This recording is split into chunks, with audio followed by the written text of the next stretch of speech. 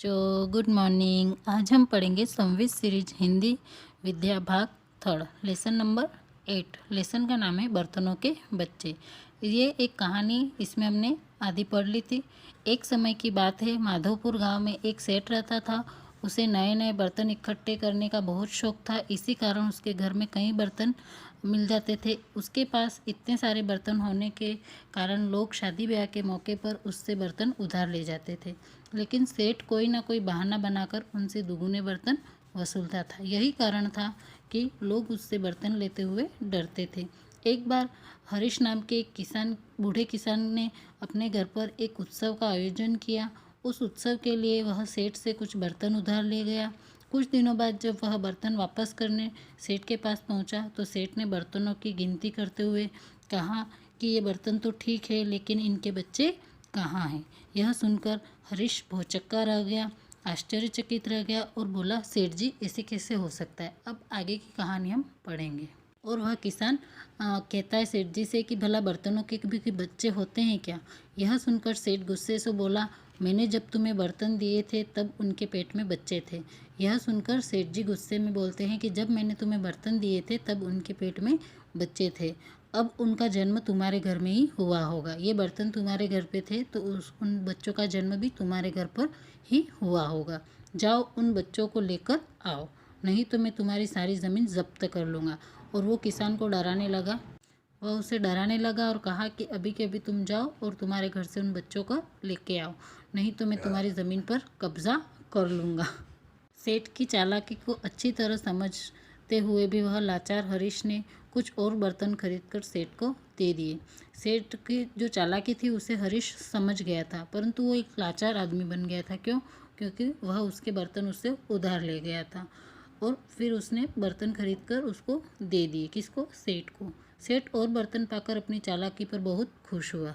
और सेठ जो था वो और बर्तन पाकर वो यूँ सोचने लगा कि मैं बहुत चालाक हूँ, मैं सबको बुद्धू बना सकता हूँ। ऐसा सोचकर वह खुश हो गया। इसी तरह कुछ दिन बीत गए। ऐसे ही कुछ दिन बीत गए। एक बार मोहन नाम का एक युवक सेठ के पास आया। उसने सेठ से कहा कि उसके घर पर एक बहुत बड़े उत्सव का आयोजन किया जा रहा है। एक बार मोहन नाम का एक आदमी आता है सेठ के पास और कहता है कि मेरे घर पर बहुत बड़ा आयोजन है। उसने सेठ से उसके सारे बर्तन उधार मांगे और सेठ से उसने सारे बर्तन उधार मांग लिए। सेठ ने उसे खुशी खुशी सारे बर्तन दे दिए, क्योंकि उसे पूरी उम्मीद थी कि वह मोहन से भी दुगुने बर्तन ऐंठ लेगा। सेठ ने उसे खुशी से सारे बर्तन दे दिए और उसको यूँ लग रहा था कि मैं इससे भी दुगुने बर्तन ले लूँगा और उसे भी बुद्धू बना लूँगा। धीरे धीरे कई महीने गुजर गए। ऐसे ही कुछ महीने चले गए, लेकिन मोहन सेठ के बर्तन वापस करने नहीं आया। बहुत दिन गुजर गए, महीने गुजर गए, परंतु मोहन जो था वो सेठ के बर्तन वापस देने नहीं गया। सेठ को चिंता होने लगी। अब सेठ को उसके लिए चिंता होने लगी कि अभी तक वो बर्तन वापस लौटाने क्यों नहीं आया। एक दिन वह स्वयं मोहन के घर जा पहुंचा और सेठ यह सोचकर मोहन के घर पर चला गया। सेठ को देखते ही मोहन ने मुंह लटका लिया और सेठ को देखकर मोहन जो था वो उदास हो गया। मुंह लटका लिया। सेठ उसे गुस्से से बोला, मोहन, इतने दिन गुजर गए। सेठ ने गुस्से से कहा कि मोहन, कितने दिन चले गए, तुमने अभी तक मुझे बर्तन क्यों नहीं वापस किए। ऐसा कर कर उस पर गुस्सा करने लगा। लेकिन आए और नहीं तुमने कोई खबर पहुंचाई, और ना तो तुम बर्तन लेके आए और ना तुमने कोई खबर दी मुझे कि अभी तक बर्तन क्यों नहीं लौटाए।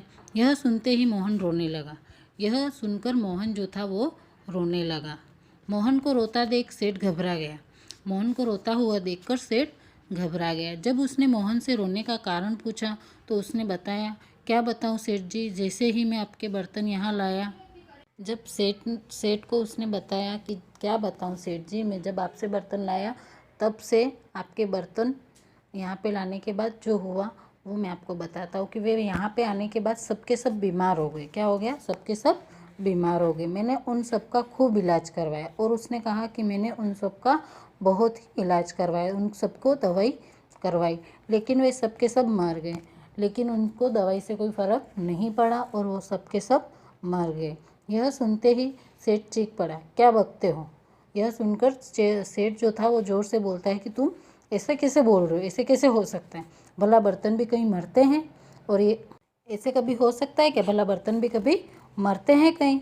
मोहन ने तपाक से जवाब दिया और मोहन ने तुरंत बोला, सेठ जी जब बर्तन बच्चे पैदा कर सकते हैं तो मर भी तो सकते हैं। और उसने कहा कि अगर बर्तन जो है वो बच्चे पैदा कर सकते हैं, बच्चों को जन्म दे सकते तो वो मर भी सकते हैं, ऐसा मोहन ने सेठ जी से कहा। यह सुनते ही सेठ समझ गया कि मोहन ने उसकी चाल पर उसी पर चला दी है। यह सुनकर सेठ को समझ में आ गया कि मोहन जो है वो बहुत चालाक है और जो सेठ जी की चाल थी वही उस पर चलाई है, जिससे उसको सबक सिखा सके। इसीलिए लज्जित होकर वो वहाँ से लौट गया। इसलिए जो सेठ जी थे वो वहाँ से लौट गए शर्मिंदा होकर। अब आगे जो इसके क्वेश्चन आंसर है वो आपको PDF कर दिए जाएंगे।